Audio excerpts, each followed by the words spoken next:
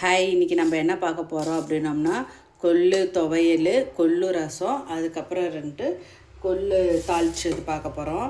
இப்போ நான் அதுக்கு தேவையான பொருட்கள் என்ன போட்டிருக்கேங்கிறத பார்த்துடலாம். ஃபஸ்ட்டே நான் போட்டுட்டேன், வீடியோ எடுத்துட்டு மறந்துட்டேன் நான். அதாவது என்ன அப்படின்னோம்னா சின்ன வெங்காயம், பச்சை மிளகாய், பூண்டு, மல்லி, சீரகம் கொஞ்சோண்டு, அதுக்கப்புறம் கொத்தமல்லி கொஞ்சோண்டு போட்டிருக்கேன். லைட்டாக புளி கெட்டு போகாமல் இருக்கிறதுக்காக கொஞ்சோண்டு புளி போட்டிருக்கேன்.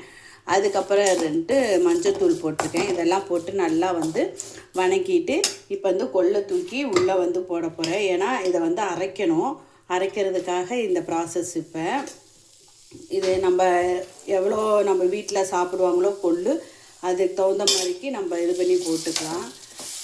நான் இதை அரைக்கிறதுக்காக போட்டிருக்கேன். இதை அரைக்கிறதுக்காக இங்கே தாளிச்சிருக்கேன். இந்த சைடு நம்ம ரசம் வைக்க போகிறோம். ரசத்துக்கு நான் கடலெண்ணெய் தான் ஊற்றுறேன். ஏன்னா அப்போ தான் நல்லா மணமாக இருக்கும். கடலெண்ணெய் கொஞ்சோண்டு ஊற்றிட்டு கடுகு போட்டிருக்கேன். அதுக்கப்புறம் கருவேப்பிலை போட்டுடலாம்.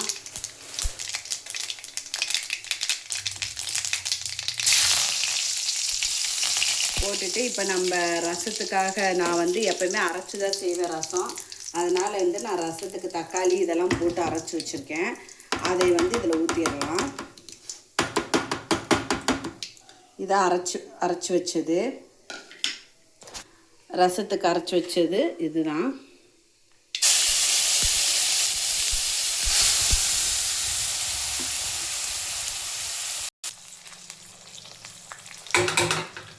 இதை வச்சு சும்மா ஒரு லைட்டாக ஒரு கிளறு விட்டுருங்க. ஏன்னா பூண்டு, மிளகு, சீரகம்லாம் நல்லா வதங்கிடும். தக்காளி கொஞ்சம் ஓரளவுக்கு வதங்கிடும்.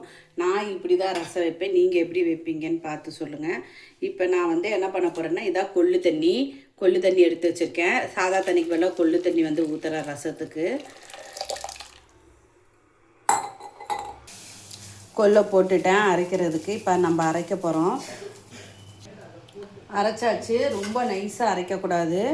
ஏன்னா ரொம்ப நைஸாக அரைச்சா நம்மளுக்கு துவையல் மாதிரி ஆயிரும். இது பசங்க சாப்பிட்றதுக்கு இதில் நெய் விட்டு சாப்பிட்லாம், இல்லாட்டினா தேங்காய் எண்ணெய் விட்டு சாப்பிட்லாம். டேஸ்ட்டாக இருக்கும்.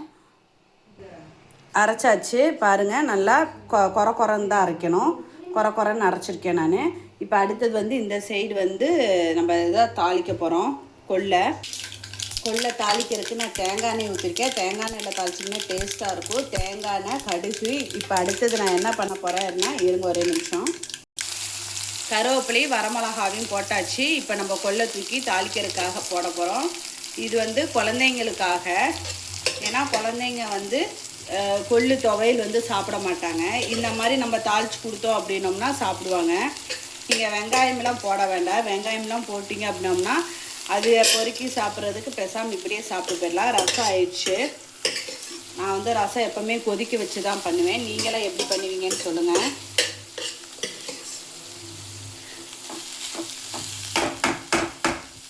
இதில் இருக்க தண்ணி ட்ரை ஆயிடணும். ட்ரை ஆனோடனே நம்ம இறக்கி வச்சுக்கலாம். உப்பு போட போகிறோம். இப்போ உப்பு போட்டே வேக வைக்கிறவங்க வேக வைக்கலாம். ஆனால் நம்ம கொள்ளு தண்ணி எடுக்கும்போது என்ன ஆகும் அப்படின்னோம்னா அதுலேயும் உப்பு சேர்ந்துக்கும். அதனால் நான் எப்போவுமே உப்பு தனித்தனியாக தான் போடுவேன்.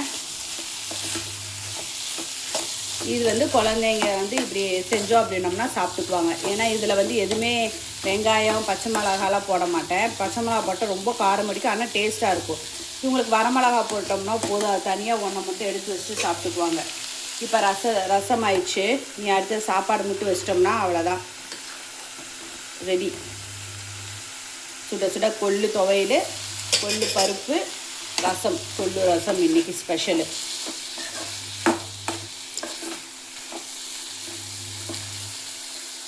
இது மேலே நம்ம என்ன பண்ண போகிறோம்னா, கார்னிஷுக்கு தேங்காய்க்கு பதிலாக நான் கொத்தமல்லி போட்டுக்கிறேன். ஏன்னா என் பசங்களுக்கு தேங்காயெலாம் பிடிக்காது.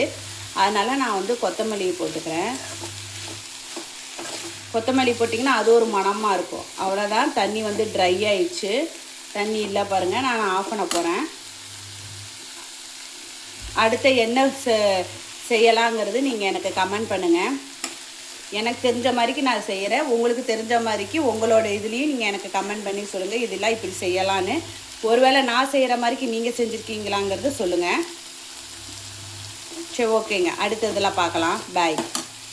கமெண்ட் பண்ணுங்கள், லைக் பண்ணுங்கள், சப்ஸ்கிரைப் பண்ணுங்கள். இதான் ஃபஸ்ட் டைம் நான் சொல்கிறேன், எனக்கு பண்ணிடுங்க.